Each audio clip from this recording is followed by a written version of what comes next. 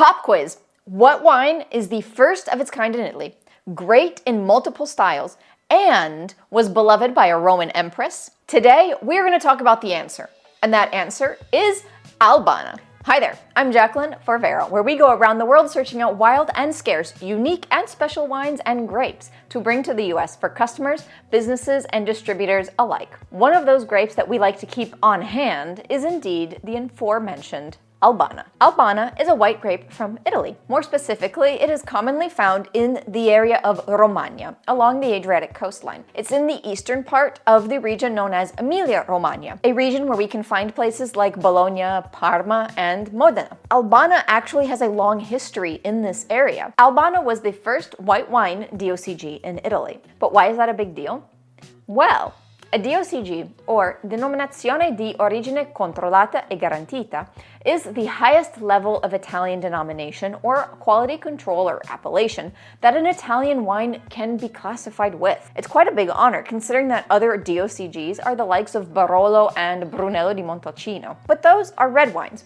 So it was up to the Albana to become the first white wine DOCG in Italy, as the Romagna Albana DOCG. And that is not even talking about its true historical origin in ancient Rome. It's actually a grape that can trace mentions back through even Pliny the Elder. But its true claim to fame is thanks to powerhouse empress Galla Placidia, who famously denoted the wine as Oro. Various interpretations come from this, as the wine is like liquid gold, or it's so luxurious it should only be drank in gold. But whichever version you pick, it's still pretty incredible to think that wines like the Albana Dolce that I'm going to taste later in this video were once considered the top wines by someone like a Roman empress. In fact, there's even an area in Romagna called Bertinoro that is thanks to this quip by Galla Placidia. But this is all stuff we talked about in our articles on Galla Placidia and the Albana grape. If you haven't read those yet,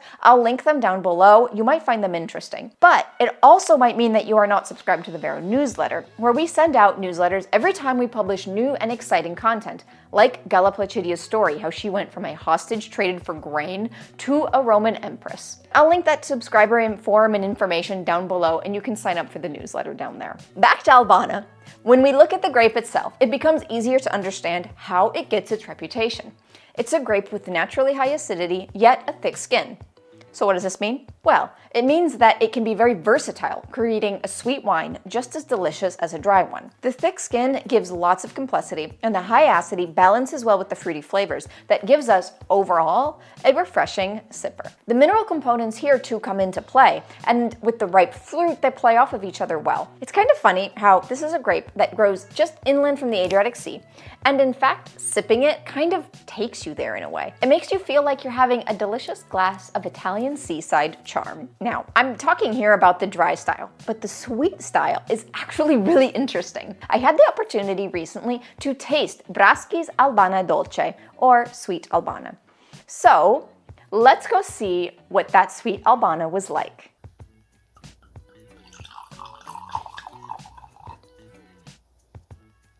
Have a nice golden color, and on the nose, really nice aromas of candied fruit, dried apricots, like orange marmalade I get here too on the nose. It's a really nice sweet nose.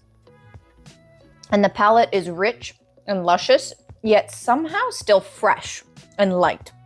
It's very interesting. It's a very interesting dichotomy. It's not like a lot of sweet wines that maybe are kind of like a liquor and hard and thick. This is still very much fills my mouth and soft and round, but it has a really nice sapidity to it more than anything, a minerality.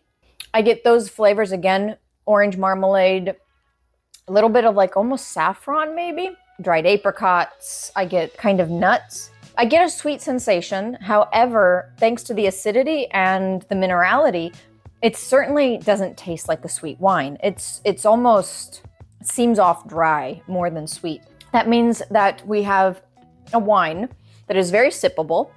You're not going to get tired. It's very well balanced on the palate. What a delicious wine. Oh my gosh, that wine was so good. I had trouble sitting the glass down as I was sipping it. The sweetness was complex and rich, yet with such a good acidity behind it, I just adored it and did not get tired on my palate. And remember, I'll have linked below a whole article on Albana, including an interview with winemaker from Braschi, whose wine I just tasted. And I really recommend reading the whole thing. And I'll also have some Albana wines linked below too, so you can taste for yourself both a dry and a sweet Albana and see how they compare and contrast. Thanks for joining me today. If you enjoyed this video, please leave a like below and make sure to subscribe, both here on YouTube and to the Vero newsletter, to never miss any more content or new wines from Vero. I will see you in the next video, which might be this one here, about why Italian white wines like Albana are just so special. I'll see you there. Bye.